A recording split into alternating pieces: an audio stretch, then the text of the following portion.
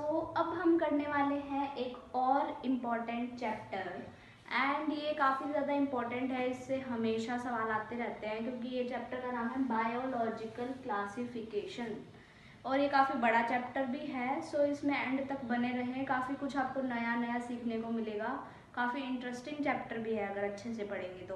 काफ़ी बार ये बच्चों को बोरिंग लगता है लेकिन हम इसे अच्छे वे में पढ़ेंगे जिससे कि आपका इंटरेस्ट बना रहे।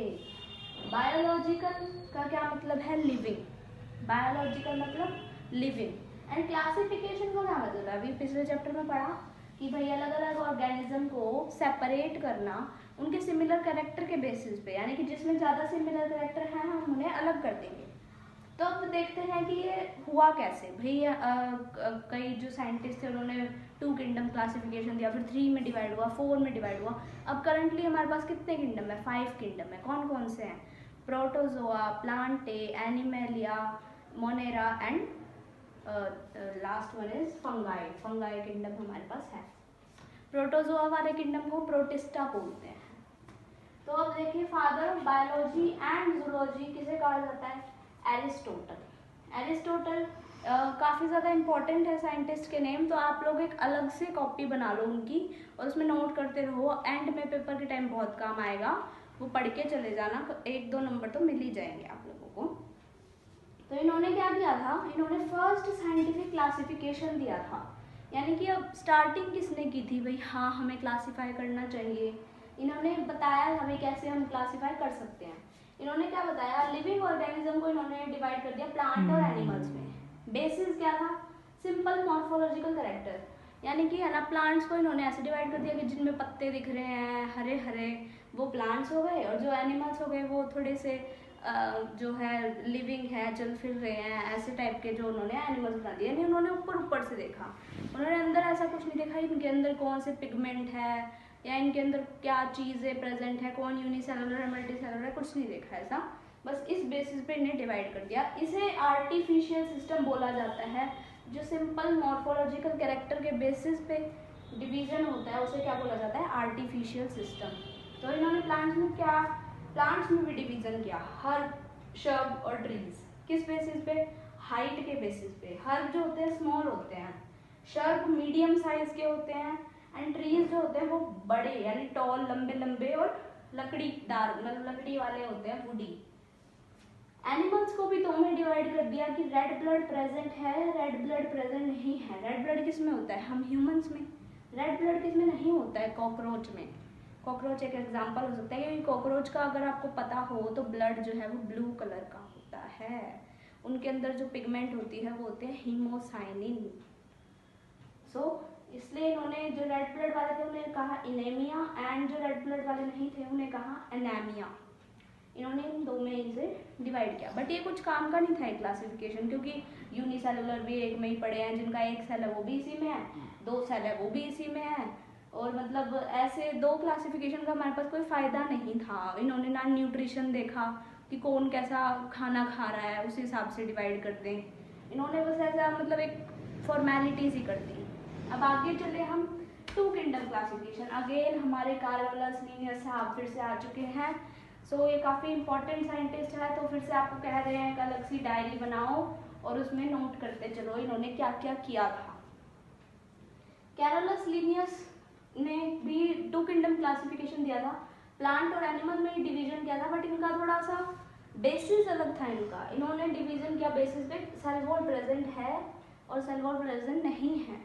इन्होंने प्लांट में सारे वो रख दिए जिनमें सेल वॉल प्रेजेंट है, एनिमल में सारे वो रख दिए जिनमें सेल वॉल प्रेजेंट नहीं है। तो इसमें प्लांट में इन्होंने क्या क्या रख दिया? Bacteria, blue green algae, dinoflagellate diatom, ये आप आगे पढ़ोगे क्या होता है। Blue green algae, BGA blue green algae. And third is fungi, fourth is algae, bryophyte, pteridophyte, gymnosperm, angiosperm. जो करंटली प्लांट किंगडम में है वो भी इधर ही है। एंड इधर देखो, इधर क्या है? Protozoa, invertebrates and vertebrates. अब इन्होंने क्लासिफिकेशन कर तो दिया, बट इसमें कुछ गलतियां हैं, इसमें कुछ दिक्कतें हैं। उसका अभी आपको बताते हैं इसमें क्या क्या दिक्कतें हैं। देखो, जैसे ये वाले जो ऑर्गेनिज्म है, बैक्टीरिया, ब्लू ग्रीन एल्गे, ये यूनिसेलुलर है, और ये बाकी के जो सारे ऑर्गेनिज्म हैं ये क्या है, मल्टी सेलुलर है। ये सारे एक में आ गए, ये दिक्कत थी। सेकंड, इनका न्यूट्रिशन अलग अलग है। फंगाई जो होता है वो अपना खाना खुद क्या बना सकता है, नहीं बना सकता, वो दूसरों से लेता है। जैसे माइकोराइजा का रिलेशन बनाता है, वो लाइकन बनाता है। लाइकन क्या होता है, लाइकन होता है जब वो एल्गे के साथ अपना रिलेशन बना लेता है, एल्गे उसे खाना प्रोवाइड करती है। और माइकोराइजा क्या होता है, जब एक पेड़ की जड़ में फंगाई लग जाती है और वो उस पेड़ से खाना लेती है, यानी वो खुद खाना थोड़ी ना बनाती है, यानी न्यूट्रिशन भी सबका अलग है। और क्या है कि भाई देखो ये वाले जो दोनों हैं, ये क्या सॉरी, ये वाले जो तीनों हैं ये क्या है, प्रोकैरियोट्स। और ये वाले जो दोनों हैं ये क्या है, यूकैरियोट्स। बंद करिए वीडियो। अब आते हैं हमारे कैरोलस लिनियस साहब। ये फिर से अगेन एक काफ़ी इम्पोर्टेंट साइंटिस्ट है। इन्होंने 2 किंगडम क्लासिफिकेशन दिया था एंड आप लोगों को एक अलग से कॉपी बना लेनी चाहिए, उसमें सारे साइंटिस्ट नोट करो, काफ़ी काम आएगा। तो इन्होंने देखो क्या किया, इन्होंने प्लांट और एनिमल में डिवीजन किया। अब आप कहोगे तो सेम टू सेम एरिस्टोटल वाला काम कर दिया, लेकिन नहीं, इनका बेसिस अलग था। इन्होंने क्या बेसिस लिया, सेल वॉल प्रेजेंट है या सेल वॉल प्रेजेंट नहीं है। इन्होंने क्या क्या रखा इसमें, bacteria, blue green algae, dinoflagellate, diatom, fungi. ये सारे जो डायनोफ्लैजेलेट और डायटम सुन के आप थोड़ा सा परेशान मत होना, ये इस चैप्टर में आगे पढ़ लोगे आप ये सब, ये आपको पता चल जाएगा। ये ब्लू ग्रीन एल्गे है, बीजीए मतलब ब्लू ग्रीन एल्गे, फंगाई। और जो अभी करंटली प्लांट किंगडम में आते हैं ये वो है algae, bryophyte, pteridophyte, gymnosperm and angiosperm, ठीक है। एंड इसमें इन्होंने क्या रखा, प्रोटोजोआ, इनवर्टिब्रेट्स एंड वर्टिब्रेट्स। अब देखो इसमें दिक्कत क्या थी, कुछ दिक्कत थी। इन्होंने ये क्लासिफिकेशन तो कर दिया, हमें लग रहा है हाँ सही तो है, इसमें सेल वॉल होती है, इनमें नहीं होती है। लेकिन अब दिक्कत ये थी कि देखो ये जो प्रोटोजोआ हैं ये होते हैं यूनिसेलुलर यूकैरियोट्स, ठीक है। और ये जो दोनों हैं ये होते हैं मल्टी सेलुलर यूकैरियोट्स। डिफरेंस दिखा, ये यूनिसेलुलर है, ये मल्टी सेलुलर है। तो यूनिसेलुलर मतलब ये सिंगल सेल से बने होते हैं, मल्टी सेलुलर मतलब इनमें काफ़ी सारे सेल्स हैं, एडवांस्ड है ये। यूकैरियोट्स होते हैं जिनमें well organize cell organelles present होती है, न्यूक्लियस है, माइटोकॉन्ड्रिया है। ये आप लोगों ने 8th-9th क्लास में पढ़ा होगा कि न्यूक्लियस क्या होता है, माइटोकॉन्ड्रिया। इनमें सारी ऑर्गेनेलिज अच्छे से प्रेजेंट है, बट ये यूनिसेलुलर है, ये मल्टी सेलुलर है। यहाँ कोई दिक्कत। अब देखो ये वाले जो हैं और ये वाले जो हैं इनमें क्या डिफरेंस है, ये सारे यूनिसेलुलर है, ये सारे मल्टी सेलुलर है। ये दिक्कत आ गई। अब इसमें देखो ये वाला जो है ये प्रोकैरियोट है और ये सारे जो हैं वो यूकैरियोट हैं,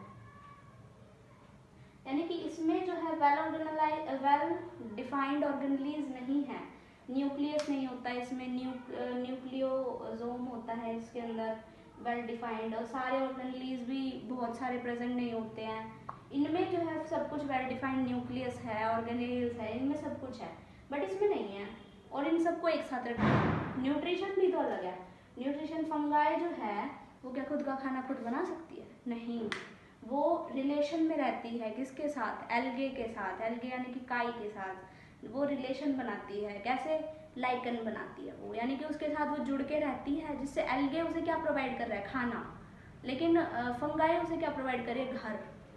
अब एक और ये रिलेशन बनाती है बहुत पॉपुलर, माइकोराइजा। माइकोराइजा में ये एक पेड़ होता है पाइनस, उसके जड़ में रहता है ये फंगाई, और फंगाई जो है वो पेड़ से अपना न्यूट्रिशन खींचता रहता है।